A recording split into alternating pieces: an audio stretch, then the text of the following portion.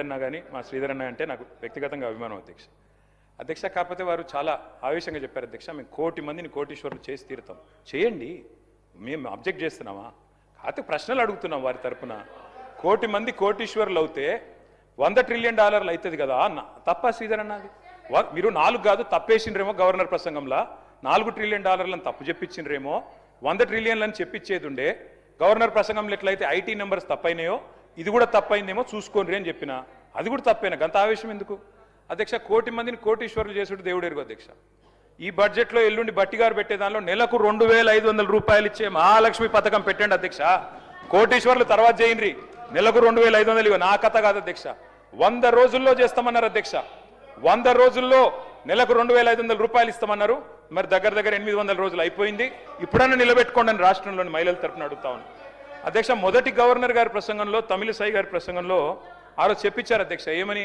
1,00,000 కోట్లు వడ్డీ లేని రుణాలు ఇస్తాం 1,00,000 కోట్లు ఇస్తాం వడ్డీ లేని రుణాలు అని చెప్పారు అధ్యక్ష మరి నిన్న గవర్నర్ గారి ప్రసంగంలో వడ్డీ లేని రుణం అనేది మాయమైంది అధ్యక్ష మరి ఆ స్కీమ్ ఏమైనా ఎత్తేస్తుండ్రా ఉంటుందా వడ్డీ లేని రుణం ఇప్పటికి రాష్ట్రంలో 2,000 కోట్లు బాకీ ఉన్నారు మీరు మహిళా సంఘాలకి ఇస్తారా ఇయ్యరా ఆ స్కీమ్ ఉందా తీసేస్తారా ఎందుకంటే మొదటి గవర్నర్ ప్రసంగంలో 1,00,000 కోట్లు వడ్డీ లేని రుణాలు అన్నారు మరి నిన్నటి ప్రసంగంలో 1,00,000 కోట్లు అన్నారు కానీ వడ్డీ లేని రుణం రాకుండా జాగ్రత్త పడ్డారు మంచి ఎడిటింగ్ చేశారు కాబట్టి ఉన్నదా లేదా చెప్పండి అధ్యక్ష మహిళా సాధికారత గురించి బ్రహ్మాండమైన ఉపన్యాసం ఇచ్చారు అధ్యక్ష అట్లాగే గవర్నర్ గారి ప్రసంగంలో నిన్న మిస్ వరల్డ్ అనే కంటెస్ట్ పెట్టామని చెప్పారు అధ్యక్ష ఇక మిస్ వరల్డ్ విషయంలో మిస్ ఇంగ్లాండ్ చెప్పింది అధ్యక్ష నేను మిస్ ఇంగ్లాండ్ పారిపోయింది అధ్యక్ష మన దేశం వదిలిపెట్టి పారిపోయింది ఏమైనా అధ్యక్ష I was made to feel like a prostitute I was exploited అని చెప్పి మిస్ ఇంగ్లాండ్ ఇచ్చిన మాట ఇది సన్ మ్యాగజైన్ లో ఎవరు అధ్యక్ష దీనికి బాధ్యులు అధ్యక్ష కేటీఆర్ గారు 10 ఇయర్స్ మినిస్టర్ గా చేసిండు కానీ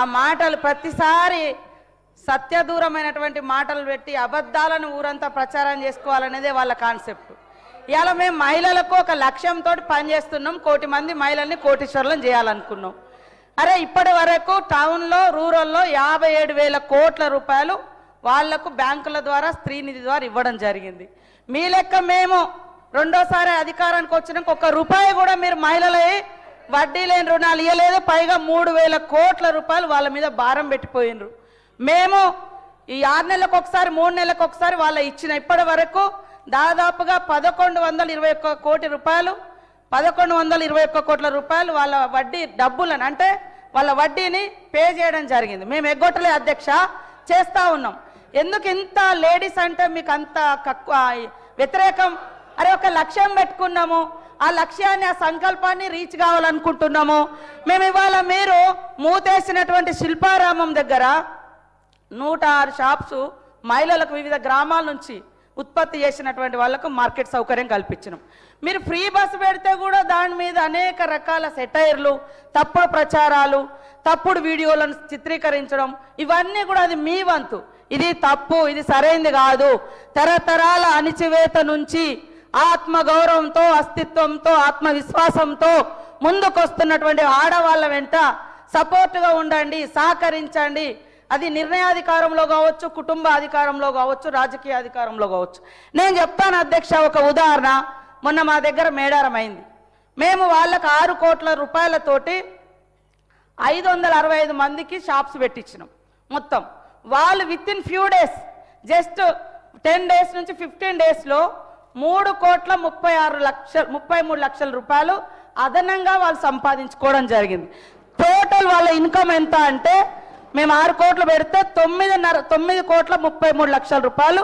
వాళ్ళకి ఇన్కమ్ వచ్చింది అధ్యక్ష ఒక అక్క రోడ్డు మీద మేడారం పోయే వాళ్ళకు ఒక 50,000 ఇస్తామే టీ కొట్టు పెట్టుకుంది ఆమె రోజుకు 5,000 సంపాదిస్తుంది ఇదే ఇప్ప పువ్వు మవ్వ లడ్డు వాళ్ళకు ఒక 50,000 నుంచి మేము స్టార్ట్ చేసి 2 లక్షలు ఇస్తే వాళ్ళు ఆ 3 monthsలో టోటల్గా మొత్తం ఈ రోజులో 14 లక్షల రూపాయలు సంపాదించారు ఫ్యూ డేస్లో 1 వీక్ 15 డేస్లో 5 లక్షల రూపాయలు సంపాదించారు అధ్యక్ష ఇదొక మారుమూల అటవీ ప్రాంతాల నుంచి వచ్చి జరుగుతున్నటువంటి వ్యవస్థ దాన్ని బట్టి మేము వాళ్ళందరికీ ఒక నమ్మకం ఇస్తున్నాం మీరు ఇట్లా చేసుకోండి ఈ రకంగా బ్యాంక్ లింకేజ్ ఇస్తాం దాంట్లో ఇంతవరకు మాఫీ చేస్తున్నాం ఇది తప్ప అధ్యక్ష ప్రతిసారి ఎగతాళి మాటలు బస్సు పెడితే ఎగతాళి వడ్డీ అంటే వడ్డీ లేని రుణాలంటే ఎగతాళి మీరేం చేశారు మరి 10 ఏళ్ళు ఇవాళ మీరు ఇన్ని మాటలు మాట్లాడుతున్నారు.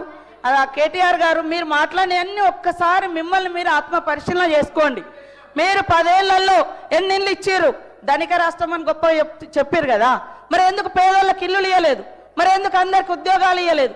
ఎందుకు దళితులకు భూములు పంచలేదు? మరి ఎందుకు మీరు అదే 2019 బడ్జెట్లో 100 కోట్లు నిరుద్యోగ భృతి అని 100 కోట్ల రూపాయలు బడ్జెట్లో కూడా యాడ్ చేసిరు? మరి ఎందుకు ఇవ్వలేదు? ఎందుకు ఇవ్వలేదు అంటున్నా. చెప్పడానికి బాగానే ఉంది, మరి ఎందుకు చేయలేదు?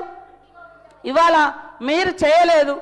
మీరు చెప్పండి, ఆడవాళ్ళ అభయహస్తం డబ్బులను కూడా మీరు వాడుకున్నారు, ఎందుకు ఇవ్వలేదు? ఎందుకు ఇవ్వలేదు? అప్పుడు వైఎస్ఆర్ గారి హయాంలో వాళ్ళు జమ చేసుకున్నారు, ఇవ్వలేదు. ఇప్పుడు మేము ఒక్కొక్కటి నెరవేర్చుకుంటూ వస్తున్నాం. మీరు ఏమంటారు? గ్యారంటీ ఒక్కటే అమలు చేయలే. అరే రైతు రుణమాఫీ మీరు ఎట్టే టైంలో రైతు రుణమాఫీ అన్నారు, 10 ఏళ్లలో కూడా కంప్లీట్ చేయలేకపోయారు. అవే కదా అట్లా మిగిలి ఉన్నాయి. ఇవాళ 0 బిల్ ఇస్తలేమా? 200 యూనిట్ల కరెంట్ ఇస్తలేమా? 4.5 లక్షల ఇల్లులు 4.5 లక్షల ఇల్లులు కూడా మరి గ్యారంటీలోనే కదా. ఏదైతే 6 గ్యారంటీలలో 4.5 లక్షల ఇల్లులు కూడా ఉంది, 5 లక్షల ఇల్లు. మరి మీరు ఎన్ని ఇల్లు ఇచ్చారు 10 ఏళ్ళలో చెప్పండి. ఇవాళ మీరు ఇవ్వకుండా మీరు ఎంతసేపు బదనం ఇది బంద్ చేయండి. ముఖ్యంగా ఆడల పట్ల, అది మీ కుటుంబ సభ్యులైనా బయట మాలాంటి అక్క చెల్లెలైనా ఎదగనివ్వండి అని మేము మాట్లాడు. ఆడళ్ళ మీద నిష్ఠూరాలు ఎందుకు? ఆడళ్ళ బస్సుల మీద నిష్ఠూరాలు ఎందుకు? ఆడళ్ళ వడ్డీ లేని రుణాల మీద నిష్ఠూరాలు ఎందుకు? కాబట్టి ఈరోజు మీరు చేసినటువంటి అప్పుల కుప్ప మూలంగానే ఈరోజు ఈ ప్రభుత్వం అనుకున్న నిర్ణయాలను ఇంకా కంప్లీట్ చేయలేకపోయినాం. మీరు అంతా ధనిక రాష్ట్రం అన్నప్పుడు మీరు ఇచ్చిన హామీలన్నీ ఎందుకు అమలు చేయలేకపోయారో గదానికి ముందు చెప్పండి. కేటీఆర్ గారు